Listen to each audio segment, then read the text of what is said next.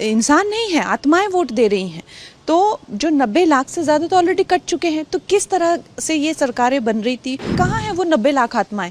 कहाँ है वो लोग 90 लाख लोग? उनको बुलाइए यहाँ पे जिनके नाम कटे हैं। तो वो सब एक फर्जी ही वोटर आईडी थे। वो सब के सब वो घुसपैठिए थे। मैं बंगाल की जनता से हाथ जोड़कर यही विनती करती हूँ कि यहाँ पर जो है आप एक नेक, एक सच्ची और ईमानदार सरकार आने दीजिए। 90 लाख जो हैं ऑलरेडी जो कहते हैं जिनकी आत्माएं वोट दे रही थी, जो इंसान नहीं है, आत्माएं वोट दे रही हैं। तो जो 90 लाख से ज़्यादा तो ऑलरेडी कट चुके हैं। तो किस तरह से ये सरकारें बन रही थी और किस तरह से वोटिंग हो रही थी? SIR हर सरकार ने किया है, टाइम टू टाइम किया है।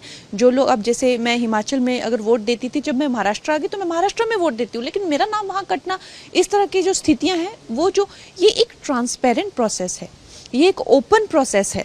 इसमें कोई भी बंदा ऐसा नहीं उठ खड़ा हो रहा, वो आत्माएं कहाँ हैं, वो 90 लाख आत्माएं कहाँ हैं, वो लोग 90 लाख लोग, उनको बुलाइए यहाँ पे जिनके नाम कटे हैं। इसका मतलब वो सब एक फर्जी ही वोटर आईडी थे। वो सब के सब वो घुसपैठिए थे। तो ये जो घुसपैठिए हैं, इनके खिलाफ जो है अगर ये मुहिम चला रही हैं, तो ये ममता दीदी को ये दर्द क्यों हो रहा है? तो ये जो है बंगाल की जनता देख रही है। इसीलिए बंगाल की जनता ने ये निर्णय किया है कि अब की बार यहाँ जो है भाजपा की सरकार लाएंगे। ये क्या लगता है, अपीजमेंट पॉलिटिक्स से कहीं ना कहीं एक कम्युनिटी को लेकर, जिस तरह से मालदा में भी अभी देखा गया, कुछ पहले ही NIA की टीम को वहाँ पे सुप्रीम कोर्ट के ऑर्डर से NIA की टीम आई है, क्या कहना चाहिए? ऑब्वियसली ये जो इनका जो षड्यंत्र है देश के लिए और सत्ता के लिए, ये किसी भी हद तक जा सकते हैं।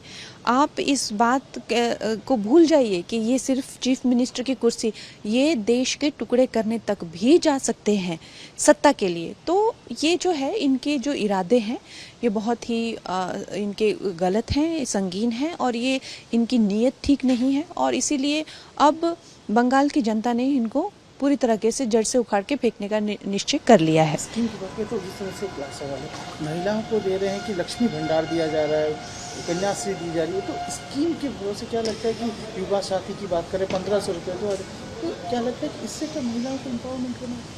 नहीं, महिलाओं की एम्पावरमेंट के लिए जो भी स्कीम्स चलाई हैं यहाँ पे हमारे प्रधानमंत्री जी ने, वो यहाँ पे आने नहीं दे रहे हैं।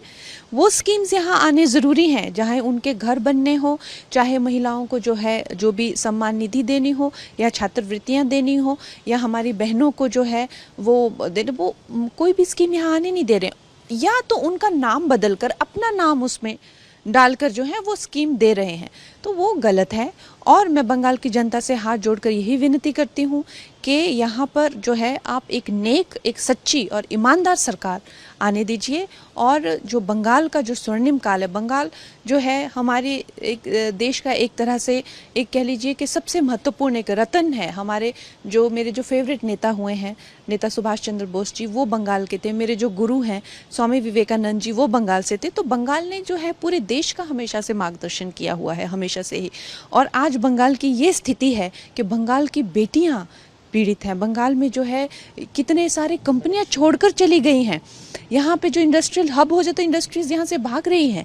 यहाँ पे करप्शन जो है वो सर चढ़ के बोल रहा है, गरीबी, और पूरा जो बंगाल जो है तितर बितर होके वो जर्जर स्थिति में है। आप देखिए, बाहर जाके देखिए, कहाँ आपको डेवलपमेंट दिखती है।